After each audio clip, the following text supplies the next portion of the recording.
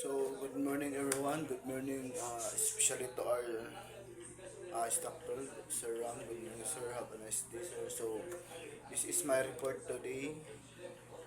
The topic is understanding taxation in the Philippines. So, the next the next slide is what is tax. So, uh, tax is the enforced proportional contribution from person and property levied by the state by virtue of its sovereignty for the support of the government and for the public needs. So bot pasabot nga ang usa kuno ka buwis is obligasyon is obligasyon ang pagbayad nato sa usa ka buwis ngadto sa gobyerno kay tungod ang gobyerno aduna say katungod sa pagkuha niini sa maong buwis or mga properties. So mao na siya. So next is history of tax. So atong susihon ang history of tax. Ang ingon diri is indigenous period, early Filipinos early Filipinos paid tributes or offering to the dato. So mao na siya din. Nag-ingon diri nga during the indigenous period before Spanish colonization, early Filipinos live in a small communities called barangay, each led by the dato certain. The people under the dato's rule paid the tributes of the offering as form of support, respect. These tributes were usually in the form of agriculture, tiknota, for forest good, marine products, labor or services, war service, help farming buildings, boots, house, or going to war with the datos. Then the system was not yet a formalized taxation like during the Spanish period, but more of a customary tribute or the sharing of the resource in exchange for the datos protection, leadership, and state settlement of the dispute. So, klaro kay nga ang kinaingon ko sa panahon sa mga sinaunang Pilipino, wala pa kuno siya formal nga kanang gitawag nga to nga buwis or tax sama karon dili kuno sama karon nga dili sama kuno karon. So pero naa sila paagi sa paghatag sa suporta sa ilahang kaning gitawag nila o kaning datos or leader nga gitawag og dato niya din.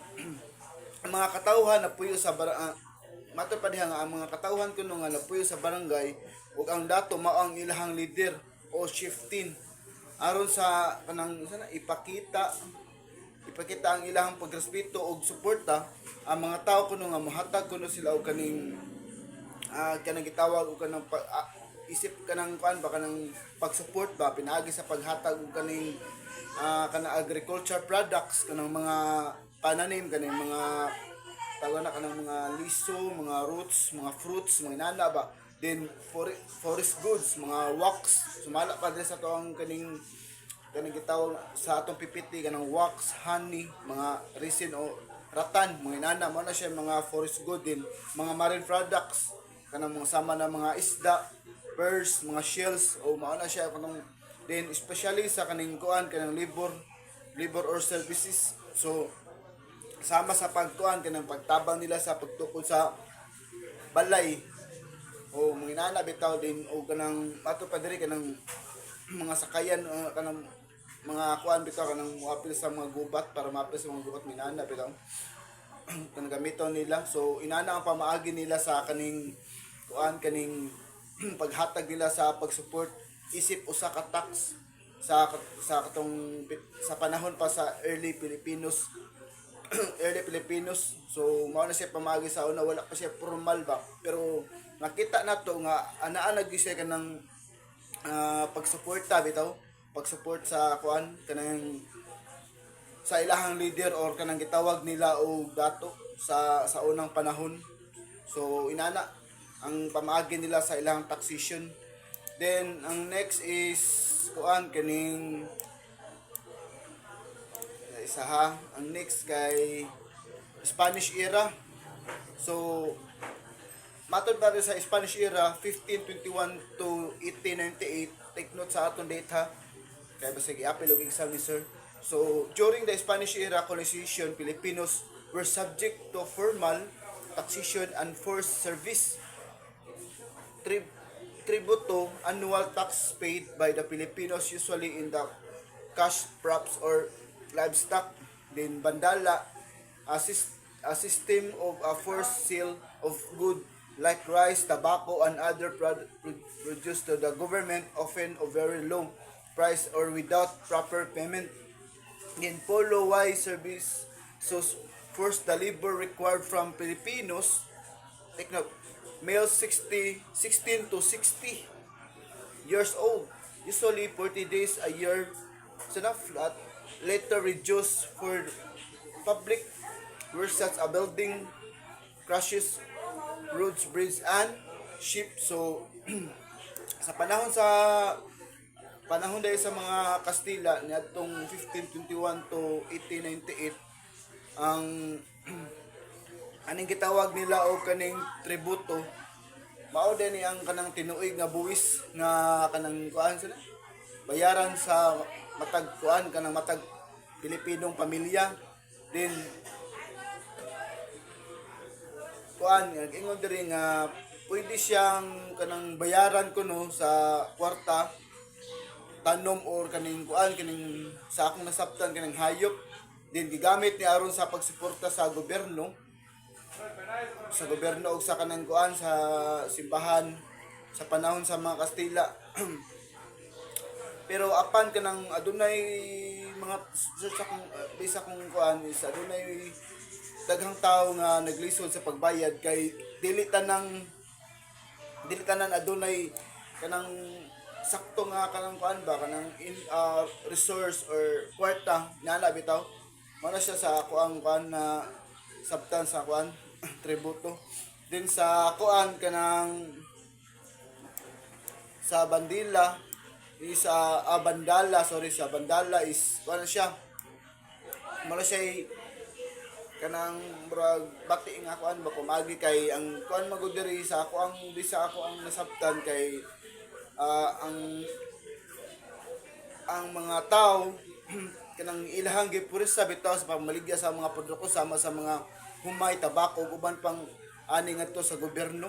Murag ilang gipugos ba apan ang problema kay kuan siya kanang sana barato ra bitaw, barato ra kaayong bayad ba usahay wala bayad din dili dili sila kanang kuan dili sila bayaran og kuan kanang gitawag nato kuan kanang sa words ato kanang pag-abuso inana. Then Polo Y servisyo so mao ni siya sa katong mao ni siya sa tong mabasa diha nga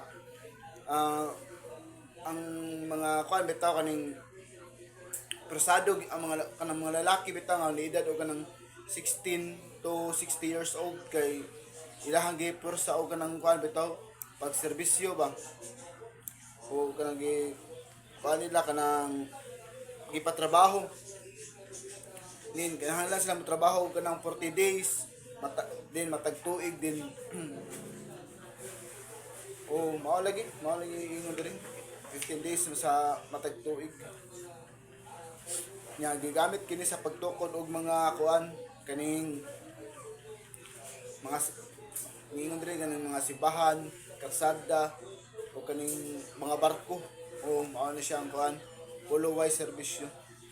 The next is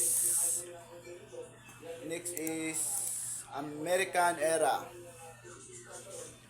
Ang American era kay matud pa diri sa 1898 1946 is in 1904 in 1904 the American established the Bureau of Internal Revenue or BIR.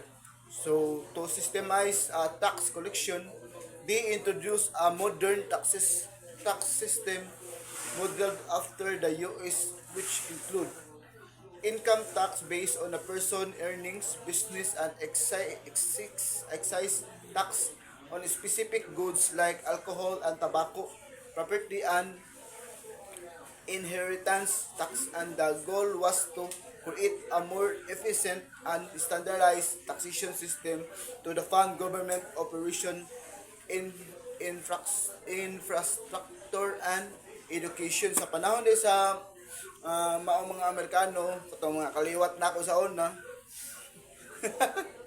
pabag-o sa sistema nga buwi sa ilang gibag-o ang sistema sa buwi sa Pilipinas. Pag-abot sa Amerikano kay pag-abot sa mga Amerikano sa Pilipinas, ila dahil giusap ang sistema sa pagkolekta og buwis aron nga mahimong mas kanang nakahanay ba or naka-organize. Then modern bitaw siya kumpara sa panahon sa mga Spanish or sa Kastila. So pagtukod sa Bureau of Internal Revenue or BIR sa tuig 1904, gitukod sa mga Amerikano ang mga gitukod sa Amerikano ang Bureau of Internal Revenue or BIR. So ang rason ni mao ang kanabitang pagpasistem bitaw or pagpasistema sa pagpakolekta sa buwis via system ba nada bitaw. So sa pangita o inana lagi sa pagpasistem nito o kanang para mas mapangita ang mas sakto nga paagi sa pagpadagan sa kuan bitaw sa kwarta sa gobyerno. Then adunay mga klase sa buwis nga ilahang gi-introduce. So mao na siya nga kaingon da kanang income tax. So buwis na siya base sa kita o sweldo sa usa ka tawo sa business o excise tax. Buwis na sa mga sa kanang negosyo sa mga negosyo kag kupras o naa siya buwis gyapon. Pagol mga nana siya buwis negosyo kag mga nana. Then mga specific na product sama sa mga kanang sigarilyo lagi sigarilyo kanang mga dagko ka nagbuwis sama ng kuan kanang Red Horse minana mo na nga kamo ay magundang og inom og panigarilyo kay aron dagko tagbuwis o mao na siya sa kuan mao na giingon diri sa American era sila may nagpakuan na napatuman. So next ato nga slide kay kuan